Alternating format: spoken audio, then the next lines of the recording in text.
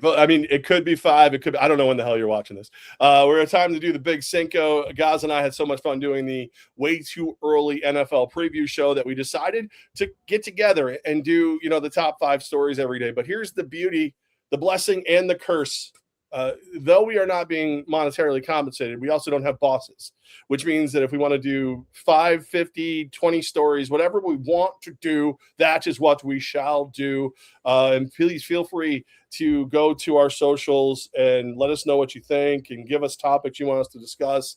At the Jeff Levac, at Tom, wait a minute, this way, at Tom Gaz, TOMGOZZ. I'm still figuring out where everything is from the old home studio. But Gaz, it is the big Cinco, and if you would like to start, we'll pretend it's 5 stories. What's story number 5? Now I wonder if we should put our names back up. I can put those back up if you want. There we are. Look at that. You should do your X handle, and that way when I say it, I can just read it instead of you know what I'm saying, because I'm not the smartest thing. And a lot of people said they watched the NFL preview show. And I just wanted to remind all of them that I was drinking at that time. So if anything's stupid, it was what was I drinking? I think it was Fiddlehead. It's Fiddlehead's fault, and they're not a sponsor yet. But so there it is. There it is. All right, I will figure that out later throughout the show at some point on how to edit that. Yes, a couple other things real quick before we get into this.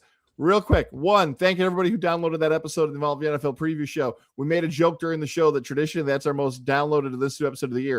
It already beat all of our other podcasts all year. So thank you for that support. If you are watching on YouTube, please hit subscribe. We want to monetize this. Yes, we still have meetings coming up. And like Levac said, we're hoping to give you these hour-ish long podcasts until we evolve and get this thing going. So let's keep time is just a concept, guys. I'm not gonna it's a construct or concept. Just stop with the time stuff. Just let's have some fun. Is Joey Chestnut the greatest of all time? Let's lead with the good stuff here. 18-time Nathan's famous hot dog eating champion.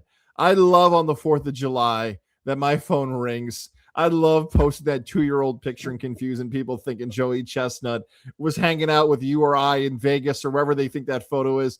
Levac, did you watch Joey Chestnut? What did you make of the GOAT on the day of the 250th birthday of America? I gotta be honest with you. I didn't watch it for once. I'm trying to be healthier. And for some reason in my brain, all these years of watching Joey Chestnut eating hot dogs, I thought it was like I thought I was supposed to be a part of this. I thought it was interactive. So to keep me from eating a pack of hot dogs, I didn't watch it live, but I did watch the celebration. I don't know what that skill does, right? Like, I don't, like you and I like to do the whole, like if an alien came down and, if I was going to put somebody against him at this or whatever, like if an alien ever came in and went, we will eat tubed meats for supremacy of your universe, Joey Chestnut steps in and saves the universe. But it's so incredibly impressive. I've been trying to lose weight, so I've been eating less. And yeah, I do the shot. I don't care. Anybody thinks I'm a cheater. This one. I can't, like, I think I've eaten as many as 8 hot dogs in one sitting. Like, I think I've done that. Like, I think I did it at the Hideaway. I can't eat fast, but to eat was 60. Was it 66? I think it was over 60 hot dogs. And this was a down year. 10 minutes over 6, like 11 hot dogs. And I don't even know. I have a food hangover just thinking about it. It's incredible. The Coney Island heat played a factor in Chestnut having more. I want this to happen forever. I hope Joey Chestnut is 75 years old, getting wheeled up on that stage, and Chestnut's going for his 40th mustard belt. What? You're calling a timeout? You want to be 80? 75 is not a good age? No, there's no way in God's green earth that man makes 70 eating that many hot dogs a year. There's just no, like, I'm sorry. Like, I know you want him to, like, compete as long as he's alive. We've seen that man ingest alcohol for fun with no car around. That dude, if that dude outlives us, we screwed up. That's all there is to it. If that dude outlives us, we've made bad choices. I hope it never ends. I don't root for anyone else. Yes, the first time he was ever booked on our show, it was a tradition we'd have him on. He did lose that 1 year. I forget the name of the guy who beat him now. I want to say it's like Stoney. Stoney, thank you, Stoney. Yep. He's a YouTube content creator, influencer. He's eating massive slices of pizza. Good for him. Hey, this is a new world we're stepping into. Let's quickly, if you don't mind, Levesque, let's quickly tell the Joey Chestnut story, because I have to always remember that there's a new audience who may have never listened to us on radio before, who's joining us now for the first time. In Vegas in 2024, you and I hung out with Joey Chestnut. Do you want to tell your version and I'll add in the details? You want me to take the wheel here? Well, you go ahead. He's your hero. Okay. You go ahead, and then I'll just jump in with he is any differences I remember. So we are wrapping up at Radio Row at the Big Dorito, the hotel there in Vegas.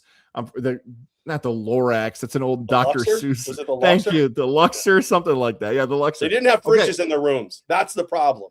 You, me, and a guy named Mike Gill from Atlantic City at ESPN are all grabbed dinner and said, all right, we got to go get our flights. We all separate. You're cashing tickets. Mike's at the bar. I'm doing something. I'm playing another round. He says, hey, guys, I'm over here. By the way, Joey Chestnut's at the bar. And sure enough, it's Mike, you, me, Joey Chestnut, and some random guy who introduced himself to us. Yeah, go ahead. It's some random Asian guy. He said it, not us. He said it, not us. Sorry, go ahead. I'm sorry. So he was talking about how him and Joey were buddies from Santa Monica or San Francisco, the Bay Area. You know, they've known each other for a long time. So we assume he's the agent of Joey. But as you pointed out, the Asian descent is important because he says agent. Right? You combine the words to describe who he was.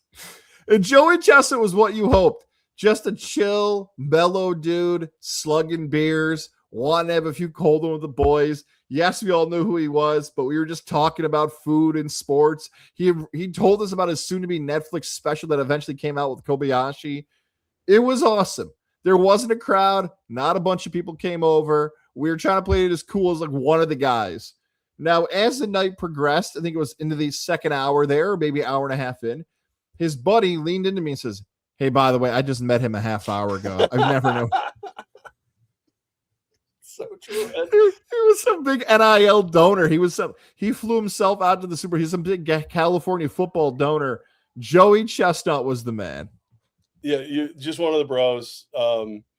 Didn't we? We had to catch a flight, didn't we? We flew that night. So I was trying not to not be able to get on the plane, but I will tell you that considering the fact that I am known for Irish coffee in the airport, that is the drunkest I've ever flown. That is, and I wasn't drunk because I was aware that we had to fly, but bro, that dude just ingests. He just ingests. He's a sponge. I don't know, and he's skinnier than I am, so screw you, by the way. Damn it. He did know we had him on every year. Oh, yeah, New York, right? That's where Albany is? Oh, yeah. Albany, right? Hey, how'd you guys get my number? Am I misremembering, or when you gave him your number, it was already in his phone? Yeah, he did. And that was when it all clicked for him. That he's like, wait a minute, how do I know you guys? I have your number, Tom. And I'm just like, because he stalks you, dude. He stalks you, and we talk to you once a year. And I don't expect you to remember any of that. But you guys who call me out of Albany, yes, we are. Yep, that's us. I miss you, Joey. That's right. Thank you to Joey Chestnut. He's the GOAT. We're going to swing it over to local here for Capital Region in Central New York. So we're combining a little bit here. Let's do the Capital Region love here first. Kevin Huerter's very rich. The pride of Shen High School. He is signed. We have not had a chance to talk about Kevin Huerter's new contract. According to reports, he's signing a 3-year, $27 million contract extension with the Detroit Pistons. $9 million a year, that 30 year, according to reports, is a team option, so he could hit free agency again. If he does, that'd now be double-digit seasons in the NBA. Oh, by the way, for those who don't remember, Huerter signed a $65 million extension prior to the 2021 season. He's played for the Hawks, the Kings, the Bulls, now the Pistons. You start doing some quick math here. Kevin Huerter's career earnings when that deal's up are getting close to $100 million. Now, with all that being said, Twice, Huerter has had the opportunity to test free agency. He really hasn't. Levack, what do you make of the prod of the 518 getting close to $100 million in career earnings in 10 seasons in the NBA? Is there anything even to criticize of how he's handled his business and his money and his career? No, I mean, he's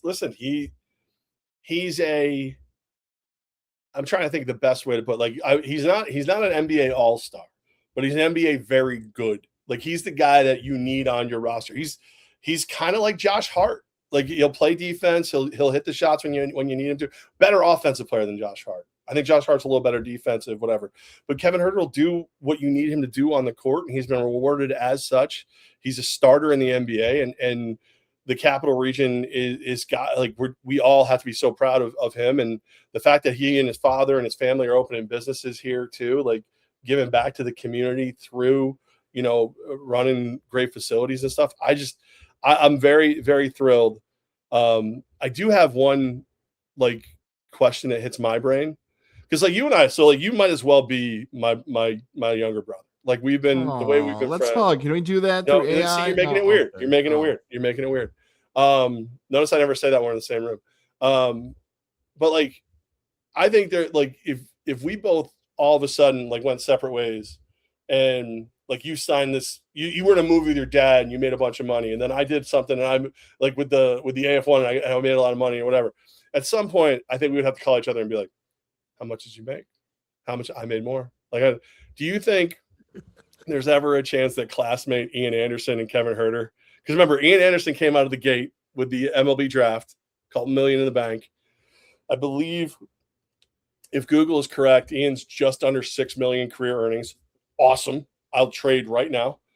But now you got Huerter, who right now I think is at $80 million. When the contract comes to fruition, you're right, he'll be at about $100 million. Do you think Kevin Huerter calls Ian up and goes, hey, remember when you were so proud of yourself because you had a couple million? I hope they knock each other over beers. I really do.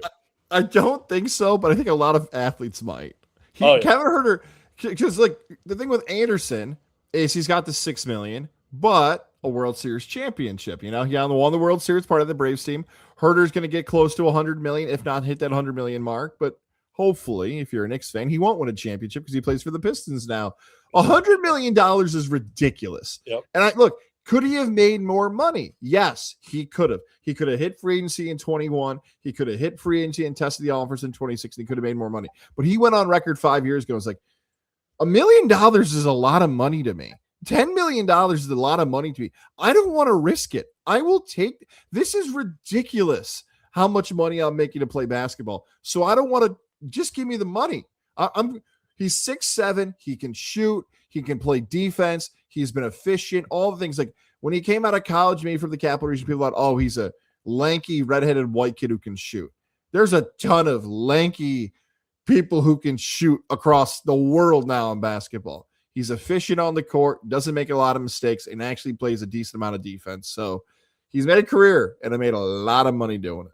Well, and we've had this conversation, what's the difference between $50 million and $60 million? Oh, $10 million. But realistically, if I can guarantee 50 and I know I'm going to be happy, and with Detroit, he's going to be competing for the East. They're in competition to be one of the top seeds in the East. Why I only made 100. I could have made 120 if I had really done whatever. He'll be fine. He'll be okay. He's going to be okay. We can start a GoFundMe for him if we need to. We can. Kevin, if you need a place to spend that money, it's Levack and Gaz on YouTube. We will more than willing to take your money if you need a place to spend it. It's a business expense. You're supporting local businesses. Charitable donation. We move on to a huge Syracuse story. I do my side hustle for Roundtable Sports, but Fran Brown, for the first time in 5+ years, has signed the #1 high school football player in the state of New York. That is Elijah Kimball, a 5'9" running back from Canisius High School in Buffalo. Look, we could talk about what Kimball means and all that stuff. I'll push that somewhere else. I'm more interested in Levack's take on Kimball's nickname, which is the big ticket, which he gave himself. Levack, can people nickname themselves in sports? And what do you make of the nickname, the big ticket? He's 5'9". What? Yes, I should be nervous. He's listed at 5'9" on a football roster. You can't. I don't think you're the big any. Like you're the big gnome, the big elf. Like what? Like no, you can't. You can't do your own nickname. I love that. That's what Fran Brown's strength was supposed to be, is recruiting. He was the guy who was going to bring in all this great talent. He keeps a New York kid in New York, but the big ticket. We're gonna have to come up with a new nickname for him and force the issue. I really like the only nickname I've ever had has been my last name. Everybody's calls me my last name. I'm sure I'm called a lot of things when I'm not around, but I will tell you that Zeke Rose last year, when he started calling me Big Back Levac, that has stuck. Today in the office, I was called Big Back Levac. Luckily, they've stopped calling me BBL. That's whatever. But that's the closest I ever had to a nickname, and it was Zeke Rose messing with me is how I got it. So your nickname is your last name. You know what I mean? And Doofus, we do call you that. But what? No, not me. Not me. No. But yeah, no, the big ticket. That's how. Wait, so when would he start playing for Syracuse? Fall of 2027. So there's a chance, not this season, but next season, you're going to have Kimball, and you're going to have Calvin Russell III, who is the second 5-star prospect ever signed by Syracuse. Russell was supposed to make his debut this fall, and then tore his Achilles tendon during spring practice. Is there he's set, right? Like Fran Brown's Syracuse isn't going to potentially he's going to get to reap the rewards of this, even though the team has been stinky poo-poo trash, correct? That's the question in Central New York today. They're like, well, what's the benefit of him? Because they had 2 running backs signed, and Fran Brown was straight up honest. He's like, hey, we are going to sign somebody else. We're not going to have you guys play here. You guys were the A prospect with the A+ sign. So all right, one went to Boston College. The other's going to go to either North Carolina or Delaware probably. So they're like, hey, thanks for being up front with us. He should be really, really good. He's going to wear number 0. It sounds like he's going to get the ball. He's going to do all this stuff. He should reap the benefits from whatever that is, whether it's an NIL deal, a scholarship deal, Oh no, I meant Fran Brown. I meant. Oh yeah, he'll be there. Yeah. He's not, because again, you were stinky poo-poo garbage last year. How many games do you need to win this year before? Because football fans are crazy. Fans are crazy, but Syracuse football fans, y'all ain't right. So I can see that. I guarantee that somebody, when you're hanging out with your buddies drinking garage beers, is already going, I wouldn't have hired him. I would have went with anyone else. I would say he benefits from the quarterback getting hurt last season. So and they were 3-1, and Jelly got hurt. They lost 8 straight games. If Syracuse is 6-6 this upcoming season and they get to a bowl game, everyone looks at 2027 and says, it's Russell, it's Kimball, it's everybody else. Here's the compliment I'll give Elijah Kimball.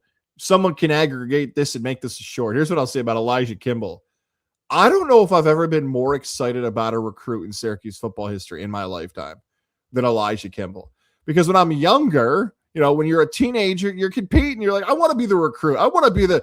And then when you're super young, you're probably not following that stuff because it's harder to gauge age when you're younger. But as you get older, you start following this stuff. And I know the world changed, but you're telling me a running back who you can see on the field, who's from New York, who's going to get the ball, who's highly rated, who has, think what you want of the nickname, but I want to see him play, and I want to see the difference he can make. I don't know if and look, I cover the team professionally now. I don't know in my lifetime I've ever been more excited for a recruit than Elijah Kimball. Oh, by the way, the one who's probably number 2 is also going to be his teammate who's a 5-star like it's a video game. So I'm thrilled. Now he's got to put pen to paper and play. That stuff still has to come too. Is he like Ashton Genty type? Is that kind of what we're hoping for, or is he more fast? Ashton Genty is a great comparison. Yes, just like that. A big bull in the backfield who looks a lot bigger. Oh, there he is. There he is. Right there. I love that comparison. He reminds me of him. For those who are listening on Monday night, soccer, footy, football, well, it's Belgium versus Team USA tonight. Winner of this game will advance to the quarterfinals, the round of 8. Did I get that right? Oh, my gosh. Team right USA. Yeah. That's right. There you go. Cut it in half. Team USA go to the quarterfinals for just the second time in the last 20-plus years. a third place finish and a quarterfinal finish of the two highest finishes of Team USA since the World Cup started in 1930. Action on the pitch gets started at 8 o'clock tonight. But the big news, Levac, you could argue the best player for Team USA was supposed to be out for the match tonight because of the red card. And just for the second time in the history of the World Cup, a red card is revoked and he will play tonight.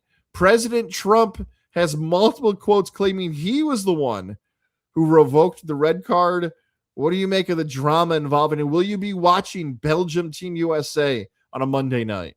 I think I'm gonna make the effort. I'm gonna put the effort in to watch a little bit, but I am superstitious. I don't want to admit it, but I am superstitious, and I haven't watched much, and they've been winning, so I may just stay away from it. But I really, what I think I might go out. I might have to go out because so many people hate Trump so much that I'm wondering if certain soccer fans are just like, I'm done with soccer. If Trump is getting involved in any way, even if it worked out for me, I'm done. I don't want to do soccer anymore.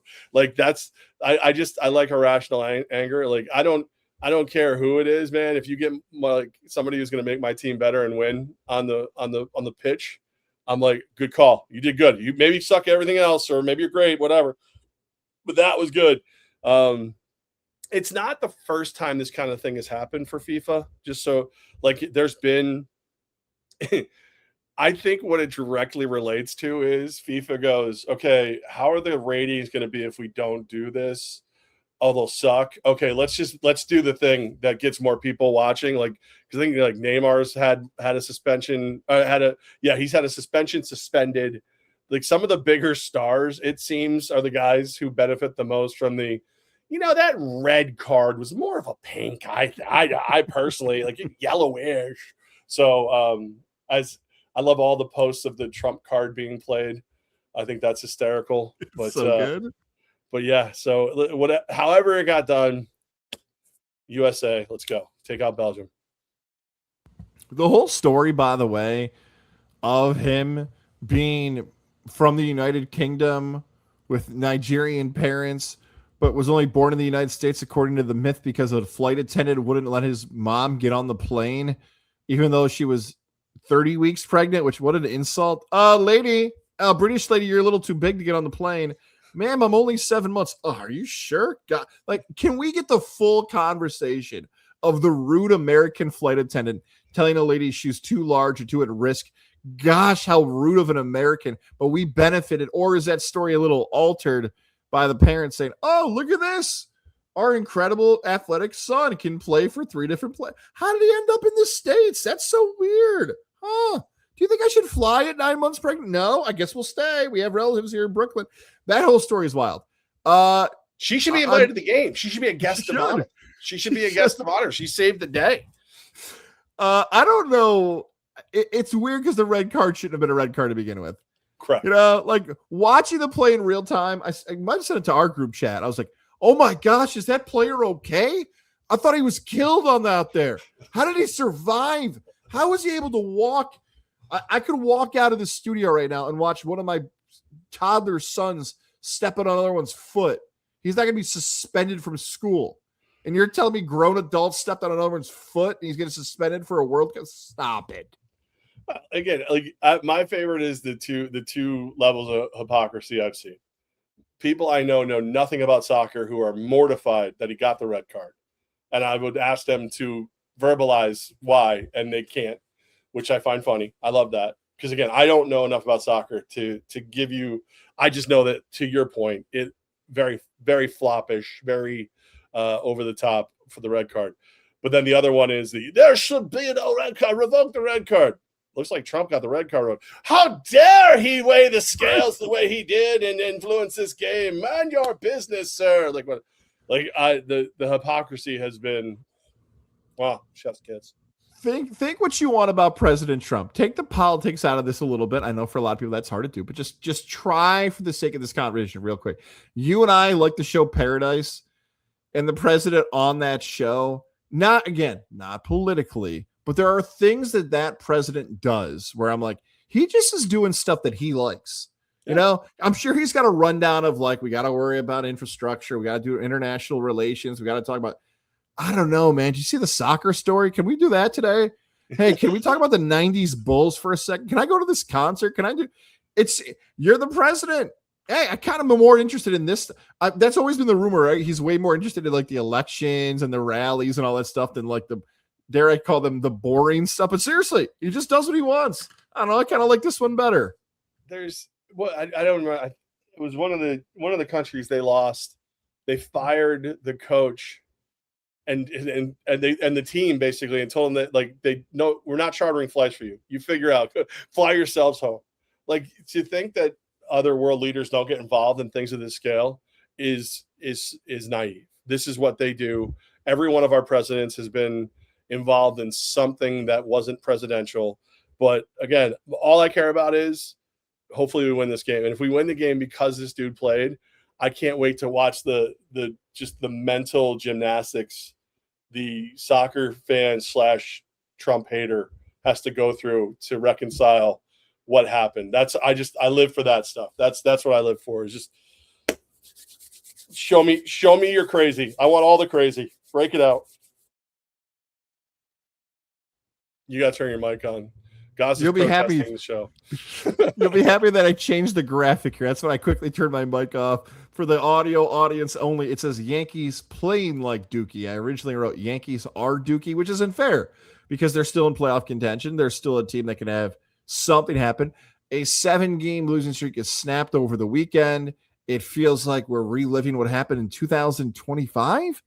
Wasn't that the worst stretch of the season then? 2023, the longest losing streak, right? Every June. Yeah. But do you realize the history that's been happening? Like, it's the first time the Yankees have been swept at home by the Sox in, 20 years. It's the first time they've lost a home series to the Twins since 2014. Like, that's how historically poo-poo they are being right now. Teams that they have been able to own, teams that have not been good, they are making the Yankees look like Dookie. So I get it. Judge is hurt. Stanton's hurt. Jazz Chisholm Jr. he's not the guy. I'm sorry. Like I was fine with the lollipop because I thought it was a lot of like old man get off my lawn kind of stuff. But then watching him get picked off yesterday because he's busy putting on his base running gloves and not paying attention. Dude's got too much going on besides baseball. Sick of him. Just sick of it all. Cam Schlittler finally has a bad outing. I started wearing my Raiders and my Firebirds gear. I'm done. I think I'm done with the Yankees until they start winning some games. They're not, I get it. Your stars aren't here, but you still have one of the best pitching staffs in baseball, or at least should. And you still have enough that you should be winning these games. They haven't scored over 5 runs in some ridiculous number of games. As we transition away from traditional media and radio, there will be some habits that will die hard, and that's okay. Like in my mind, hearing your answer, my first thought is I want to promote something on a radio station. Like, hey, earlier today I heard from so-and-so, or don't forget to listen to this. Those are things that have been drilled into my mind for a decade. And my first thing is like, hey, fellow content creator in sports, John Boy Media today. I'm like, no, I don't have to do that because people will leave this channel and watch John Boy. No. So if it's good, we'll talk about it. Yeah. But I'm used to promoting who's on our team, so I'll get you set. I bring all that up because John Boy Media is going viral today because of their take involving Anthony Volpe. But Anthony Volpe, what he is doing or not doing for the Yankees is now become historic. That the amount of times he's actually been out on the diamond and played for the Yankees and the lack of actual runs being produced when he has a baseball bat in his hand, he's hitting an all-time record. Not Yankee all-time, not 2026 all-time worst production. There's no more defense statistically to keep him out there. Now, I could blame all that on there. There's 1,000 other things going on. You mentioned a bunch of them. Obviously, Aaron Judge not playing, Cam having a bad game. All this happens every June, but there are some circle right here. Boom. This one's a huge issue. I wanted Volpe to be good. I really did, because I feel like at times Yankee fan looks at the young prospect and they put a ton of pressure on him. They got to be good. They got to be good. They got to be good. That is everybody in baseball. This is a huge thing that has changed in baseball, really post-COVID because of the minor league system. And gosh, we can do a whole episode on that. The evaluation of young talent in baseball has changed because all the systems aren't the same. The rumor that the NFL draft, the MLB draft is going to be smaller. When a young prospect isn't good, you got to cut bait a lot quicker than ever before. Volpe's got a big decision to make here for the Yankees. He might not be the guy anymore either. Well, and you know what I mean? What's even worse than that? He might be better at the plate than Austin Wells right now. So like, I just it's and again, this is that's baseball, Susan. Like they'll turn around. They'll start playing better. They'll be in the postseason. They'll probably win the wild card round and then get embarrassed in the divisional or something like that or whatever. But I just our friend Lori is always like, can we fire Boone? Can we fire Boone? Can we fire him? I'm fine with fire everybody. Just round them up. Let's go. Get them out. Just don't hire Cora. Please don't hire Cora. Whatever you do, don't hire Cora. You should have fired him in time to hire Mattingly, but whatever.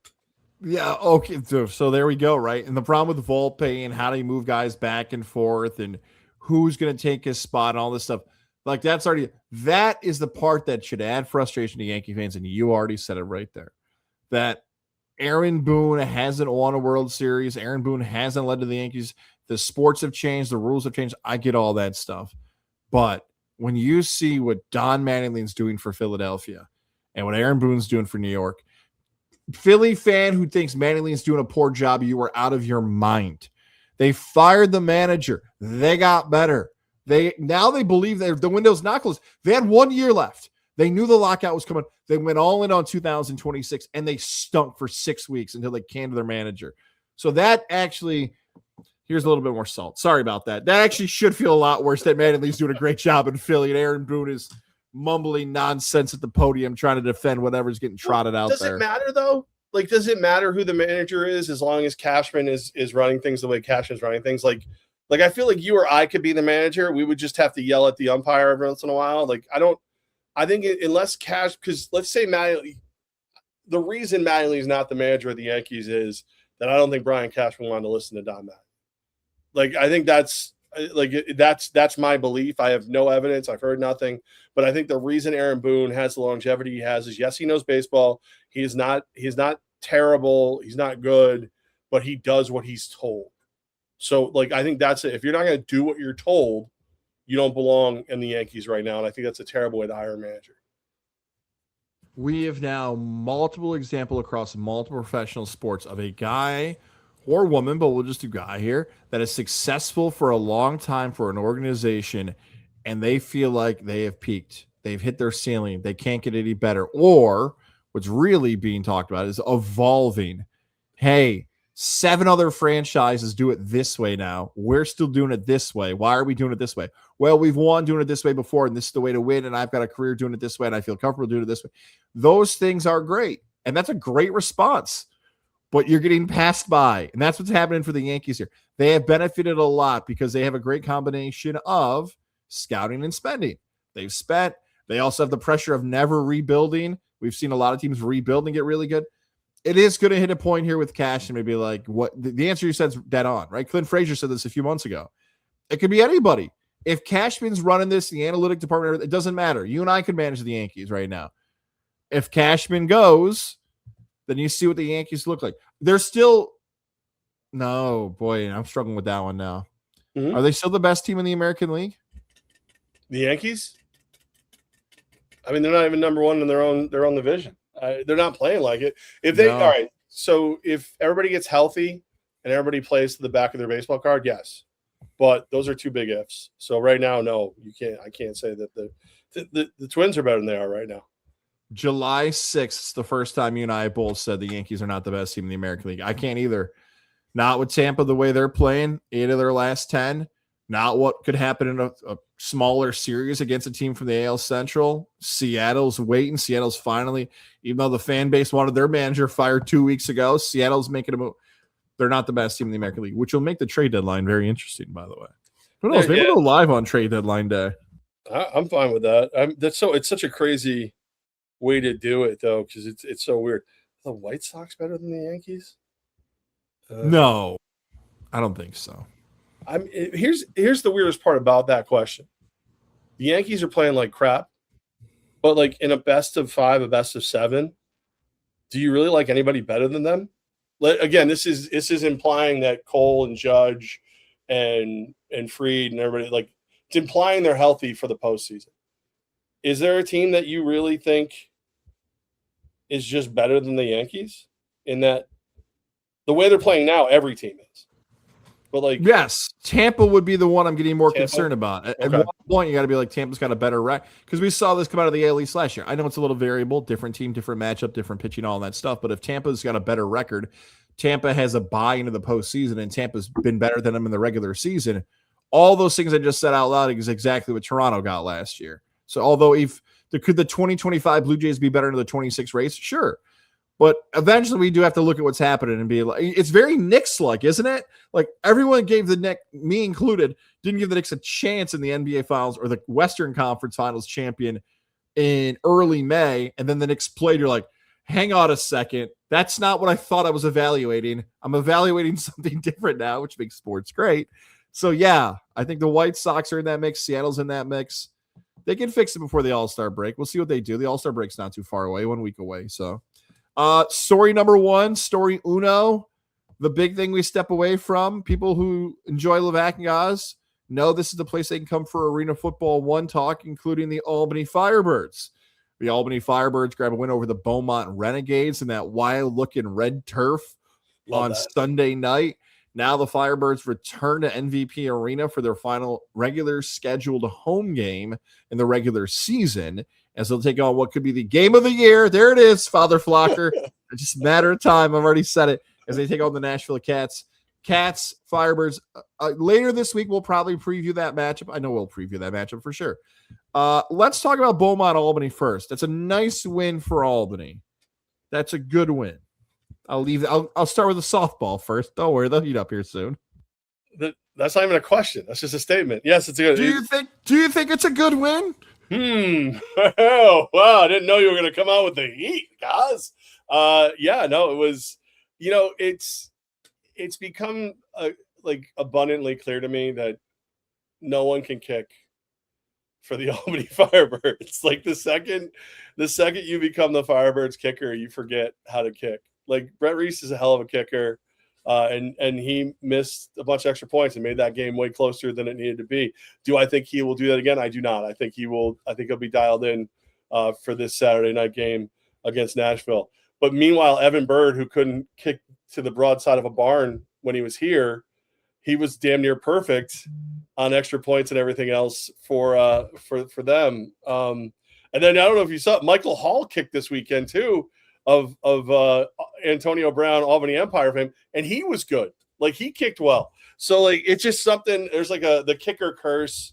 And before anybody brings up any of our former kickers, just notice that they're not on rosters right now and calm down, breathe. Just breathe. I'm not going to comment on why because of legalities, but they're good people. They just calm down. But you know what I loved?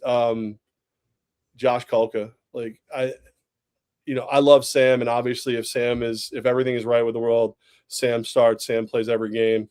But every time Kulka's got on that field, what is it? No less than 5 passing touchdowns. I think he accounted for 8 touchdowns in this game, 7 through the air. He ran one in. The future's so bright for this kid. The Kulka family, the Kulka mania. I love that kid. And then DT, Darian Townsend, going out there, I think it was the day after his birthday, and having 3 touchdowns early, and Tyrese Chambers coming back and being good. I do not think we're still playing our best football, but I think we're a lot closer than we've been, at least in 4 weeks. For those that don't know, Wednesday nights is when Flock University airs the coaches show hosted by Levack, Coach Damon Ware, going to be there talking about the matchup, previewing the matchup. Where is it this week, Levack? Rivers. For those who don't know, Rivers Casino Resort is the home game. Yeah, every home game is there. Let me jump to the questions that I know you're going to be peppered with on Wednesday. because I like to do this. Usually I'd save these for Wednesdays, but it's a Monday. What if anything is public information or will become public information? Because even I, the broadcaster of the team, even you in a, we'll call it executive role, media role, I was startled by some of the lineup, we'll call it subtractions, because Sam wasn't there. A few other skill guys weren't there. I know he had gone to social media. Sam, unfortunately, his grandmother had passed away. He made that public and how much she meant to him. What went on there? Did he not travel? Did this happen? How much does you not even want to share because it's Sam's business? Like, it is a personal thing, it seems like, because it was shared via social. What, if at all, can you tell us about Sam not playing this weekend? Again, no one has consulted me. Coach Ware, Coach Cisse, Coach Bollocks, Hobbs, Coach Ray has not even consulted me. Belu, none of them. I don't know the exact end of it. I assume it's because of what happened with in his family. But that's definitely one of those things that a younger me would start speculating and saying all the things that I think and whatever. You're going to have to tune into Flock University because those are Damon Ware questions. I know that this team is banged up. I know that trainer Tess has got her hands full, both literally and figuratively. So I think some of the things you're seeing are literally based on the playoff start Saturday. Listen, this year has been so crazy for me that I misunderstood some of the stuff.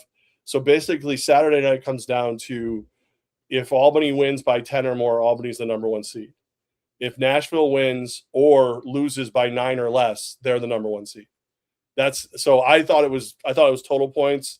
I was wrong. I admit I was wrong. But this is the first playoff game because the winner of this game most likely will host the Arena Crown.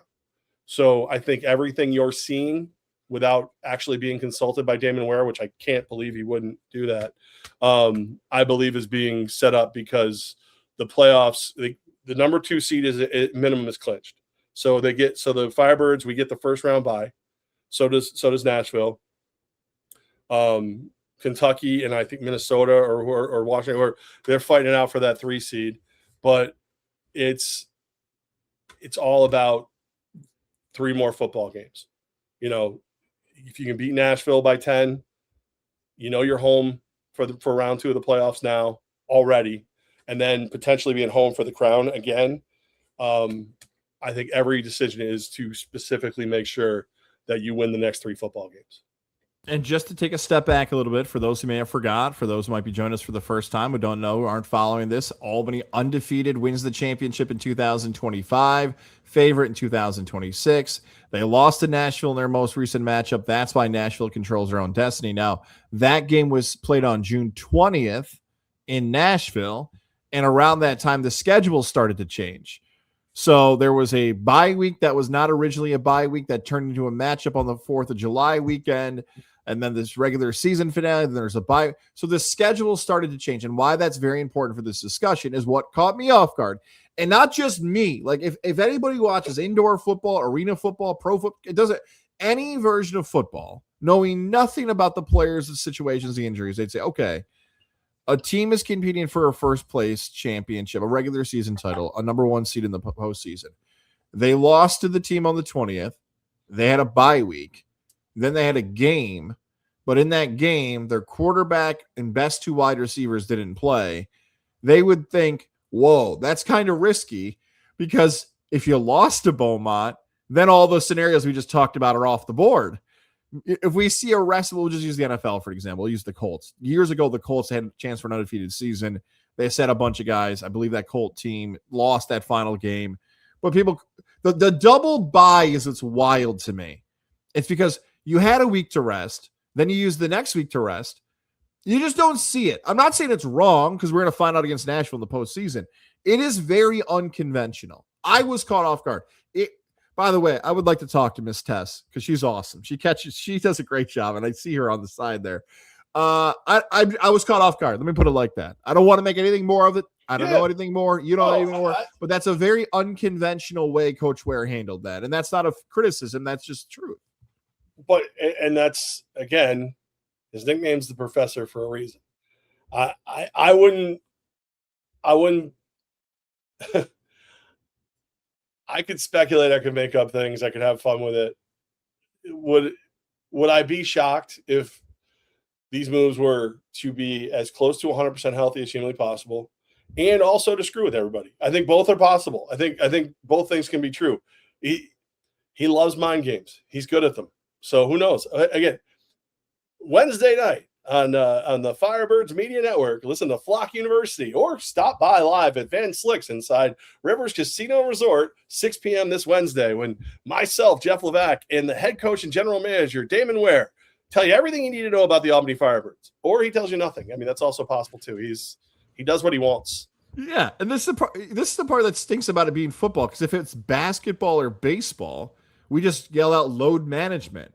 What do you mean the coach wasn't getting their pitchers ready for the postseason? What do you mean the coach was playing their starters a week before the postseason started? What's he doing? Why would he do that? Well, it's load management, of course. Football, we're getting used to it. We're getting used to unconventional thinking. And like, I know there's some people out there who like want all the answers. They want them right now. And you got to tell me why and what's wrong with them exactly and whatever. Because you're used to that with the NFL and the NBA and this is a different level. You know what I mean? Like legality speaking, we work so hard to maintain a great relationship with workers' comp in New York State and all of that like we are beholden to certain human resources rules that the NFL's not. And it's partially because we want to be.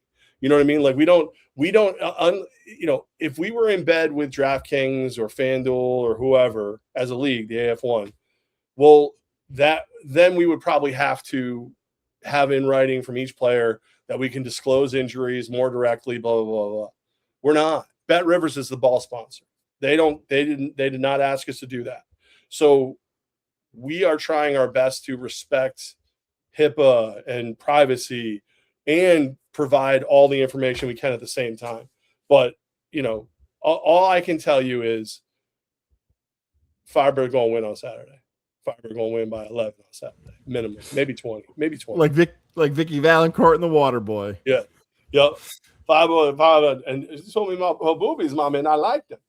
Also a little programming. In 2021 and 22, Levac and I did Albany Empire pregame shows. Let me put the nest at ease. Don't worry. We won't be there Saturday. That will not be. You guys had it all season. You guys can do the pregame. I have a very intense 5-year-old birthday party I've been promised I'm going to go to. Levac's shrugging his shoulders for the audio side. He's not saying he might not do one. I don't think I will be. Adam better start being nicer to me. That's all I'm saying. Siberly's very nice. Adam's mean. He's kind of a jerk. The postseason, I said regular season. Now, the postseason is a different game over the nest, right? And then, hey, who knows? If for whatever reason things don't work out well, I already shot Levac and texted him. I've been talking. If road trips need to be involved and our meetings go well over the next few days, who knows? Maybe we'll hit the show will hit the road for a live remote somewhere for media day. We'll see. A little tease forward. Yeah, I'm pretty sure I'll be wherever it is anyway. If I'm not, I've done something horribly wrong that's aggravated the powers that be. Gaz has questions. I just finally looked down. I didn't even read it until just then. You always have questions. That's who you are. You love asking. I did. I was trying to get at you, and I won't reveal our conversation because some of our life can be private or mass text. And this is what I'll say. You never, ever, ever deflect. You are as open, as honest as not just a friend, as a person I've ever met. And I asked you a very simple question, and you never deflect, and you deflected. I'm like, ooh. I don't think hitting a nerve. I didn't think I meant to. I think I was being an a-hole is what I was doing. And you know what? My first I ultimately gave you the answer. I ultimately did. I think you did. I knew it when I first read it. I'm like, oh, he must have gotten that question like 50 times today. He's sick of hearing it. I'm about 2 hours behind. He's like, not him. I already answered this 50 times, guys. Where you been the last 2 hours? Do you know I know what it is? God, 20, maybe more years ago, when I was on the edge. I started calling myself the most trusted man in Capital Region Radio. And So like good. I thought it would be like I thought it'd be like a one and done. Like I would do it as a joke and nobody would. But like Monty, the head of the fan club, his wife Darcy, they worked there at the same time. They started saying it, and then people started saying it, and like all of a sudden I was like, well, do I have to actually be like, you know me? I like to be honest anyway. It's just I have truthful Tourette's, but like I've always like as long as I've been on the radio, I've felt like it's my job to be honest. Like it's my job to tell you the truth. And now that I'm on the radio, I don't care. I'm gonna lie. I'm gonna lie about everything. It's a lot better. I'm like Pinocchio, man. This is my nose. My nose is gonna be like, woo. It's gonna be no. I just there's a lot. There's a lot going on in these guys' lives in the world of AF1, like in personal lives and stuff like that. And like the beauty of the NFL being a fan and all that is we always on the outside looking in who cover it, we don't care. You know, shut up and dribble or shut up and throw the ball, shut up and whatever. These guys mean something to me. Even the guys like I don't see anymore or talk to as much, you know, they're real people. So when real things happen to real people, I'm a little more reluctant to share it. You know what I mean? Like if anybody ever called me and said, "Hey, can you give me Gaz's phone number?" If I don't answer you, it's one of two things happen. I'm waiting for Gaz to give me permission, or he said no and I just don't feel like discussing it with you. So like some of these personal stories, some of these injury situations, some of these other things, like I feel like they're people I care about stories. So like I have to be I like to share. I like to make sure you guys know what's going on. But at the same time, I like to have permission to tell you that story. Like Gaz is on Rogaine. That's right. I shaved my head earlier today. I didn't do a good job. I thought I did okay.